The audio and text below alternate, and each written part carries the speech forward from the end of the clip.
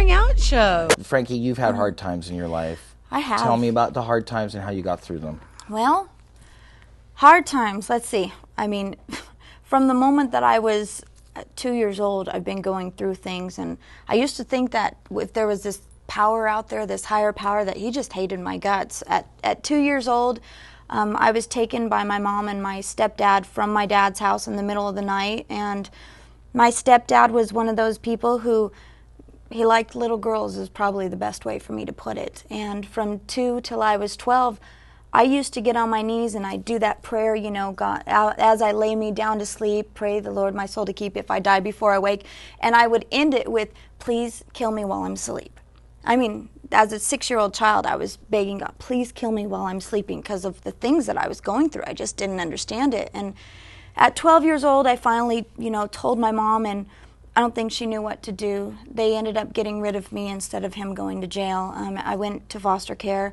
I chose, you know, to do the whole hard life, you know, drugs and alcohol and stuff like that, you know, because that was what made me feel better. It was the only thing that shut off everything that was happening up here.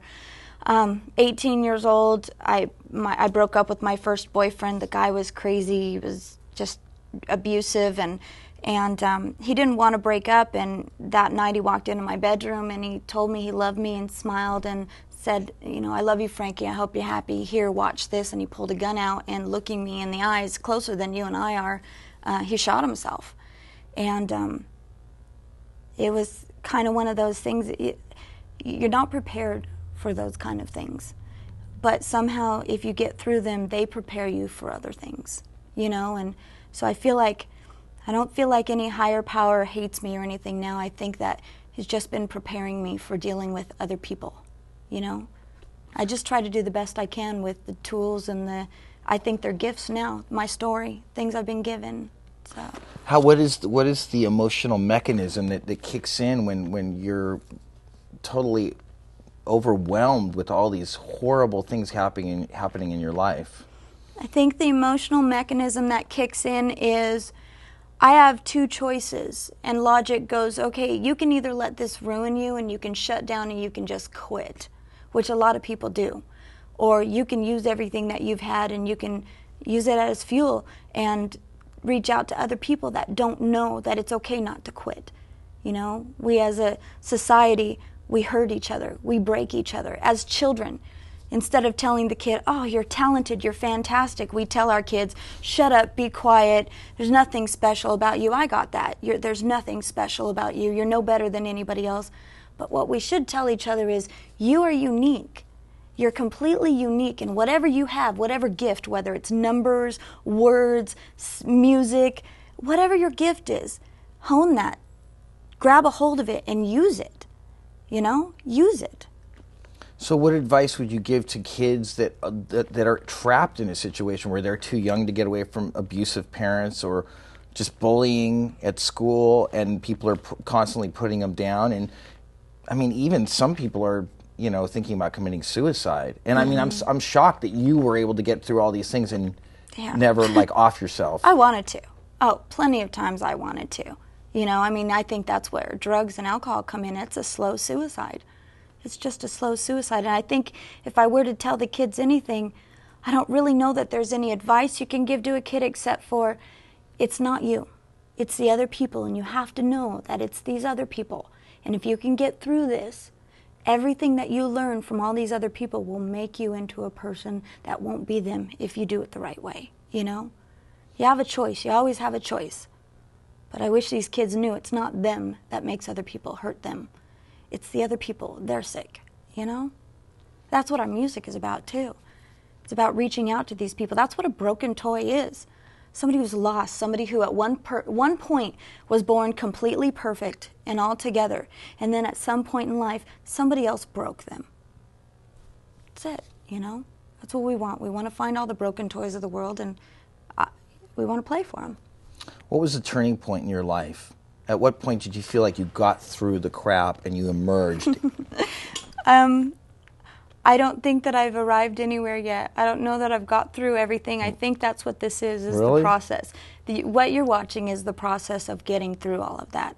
I'm not going to settle for you know, what people tell me to settle for. I'm not going to stop. I'm not going to back down.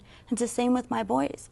You know, we're going to show up as much as we can, show up and do the best that we can, and use the talents that we were given for the reason we were given them.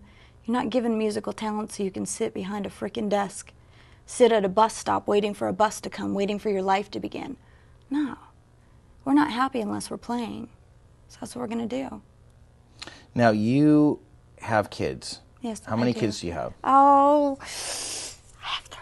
You have 3 kids. I do. Mm-hmm. So how do you balance the rock and roll lifestyle with having 3 children? Very carefully. Sometimes I fail. I do the best that I can. I just try to be as honest as possible, and I use, you know, the 4 agreements as best as I can. You're in love right now. I am. Very much. Yeah? Yeah.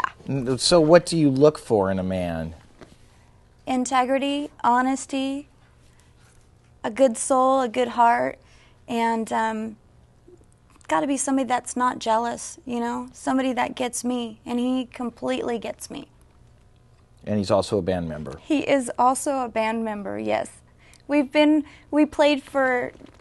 each other for about 2 years before we started dating, and we played together. And it was funny because I was the second that I met him in the recording studio, I looked in his eyes. I was in love with him, you know.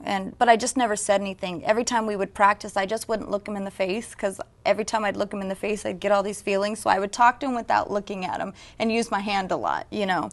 One day, he had moved away, and he came back about 5 months later, and we went into the recording studio, and he looked at me on the way home from a nightclub that we were at, Johnny's, and he said, "I love you," and I said, "I love you too," and that's the short version, you know. We've been together ever since, and he just proposed to me on a beach in Hawaii. So then how would you define the word love? I think love is different for every person, but love for me is, it just feels right. There's no struggle, and yeah, it just feels perfect. Who are Franki Doll and the Broken Toys fans? Oh my gosh.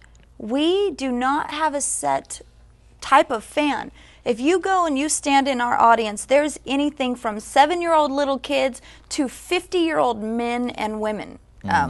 Gay, straight, every single type of person you could possibly think of. Our fans are broken toys. People that get it. They get it. And what now, as far as expressing some of the things that have happened in your life, what would you say the message of your music is? Message of my music is, own what you are, be happy with who you are, be the best person that you could be, and if stuff happens, so what? What are you going to do now? What brings Franki Doll the most peace in her life? I would say music, my children, and my fiance. Would you consider yourself a spiritual person? Yes. How would you define that spirituality? Gosh, it's so hard because I don't really know how to define it, except for I know that there's powers out there working all the time. And I know that this universe has all kinds of laws and all kinds of gifts, and I just try to do my best to not even harness them or hone in on them, just bring beauty and love to everything that I do. I know that sounds so hippie-like, you know, but it's the way it is, you know, like, that's probably a really bad answer, but that's the best way I can put it. I can't stand religion. I just can't stand it because men ruin religion. What is religion to you? Is it now the name of Jesus Christ? Is that religion to you? No. Okay. No, religion to me is a set of rules and a dogmatic way of life that judges other people. That's a religion to me, you know. And I'm not saying that there's one religion that does that or one religion that doesn't, but I haven't found anything that's shown me that human beings have gotten out of their own way yet. You know, I drive down the street past, I won't say what it is, but there's a certain church and they've got these stickers on the back of every one of them, you know, these stickers. And I've been cut off and flipped off by more of those people than anybody else. And I think to myself, why would I want to come and learn about your God if your God flips people off while he's driving around, you know? But Franki, None of us are perfect. No, none of us are perfect. We all flip off people sometimes, right? Sometimes, yeah, but see, there I am getting judgmental. So, I really can't talk, but, for me, spirituality is just, it's inside, and religion is something you show to people. The Blairing Out Show.